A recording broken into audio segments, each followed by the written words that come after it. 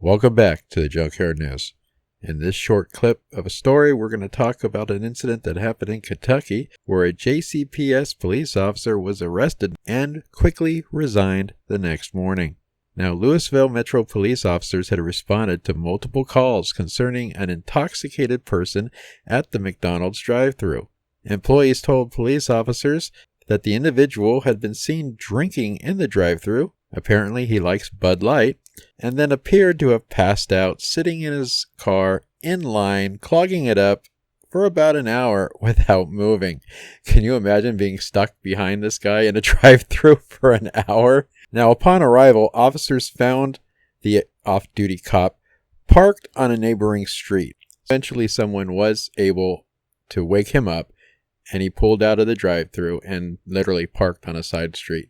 As officers approached the vehicle on the side street, they saw this off-duty cop allegedly pour dark liquid from a cup that the officers believed to be alcohol. When the off-duty officer began acting erratic and moving around inside his vehicle, and that's when cops asked him why he poured out the liquid, and he stated he was urinating in the cup and poured it out.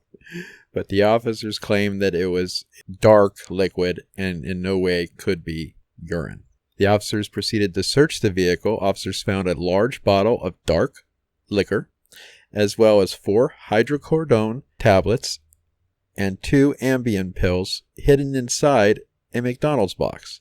Documents show that the suspect in question was a JCPS police officer and that his duty gear was in the back seat. He was released on his own recognizance the next morning. Documents show that the suspect was an officer with Jefferson County Public Schools Police Department, and the incident happened off-duty, but again, he was driving his government-issued vehicle. The officer's name is Christopher Mike Minniear. I don't know if I'm pronouncing that right, but it's spelled Minniear. Age 51. And he was booked into the Jefferson County Detention Center shortly after 10 p.m.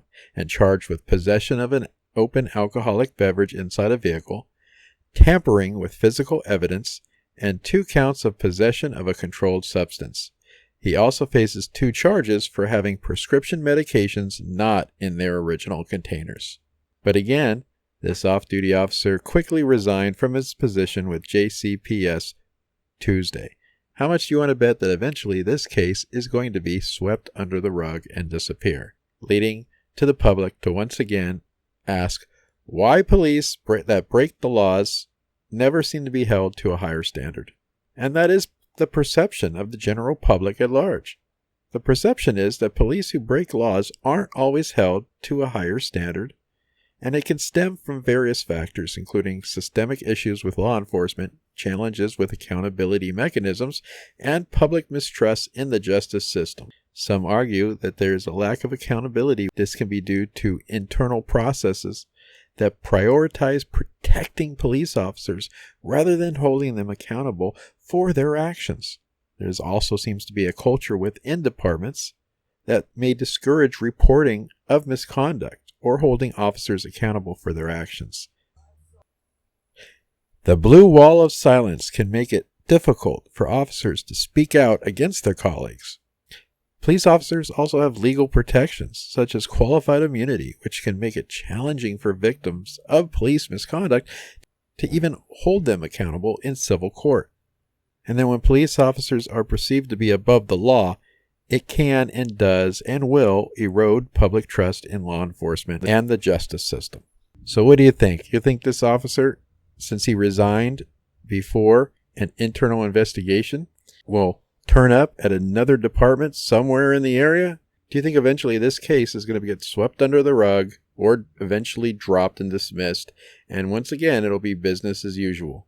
Or eventually maybe even the court will instruct the officer to go through some type of diversion program where he'll have to go to AA and stay out of trouble for a certain period of time, and then all charges dropped. And then once again, we're back to business as usual. Comment what you think below. Thank you again for watching this episode of the Junkyard News. Everybody better be careful out there, or else we'll be talking about you in the next video. Thanks again.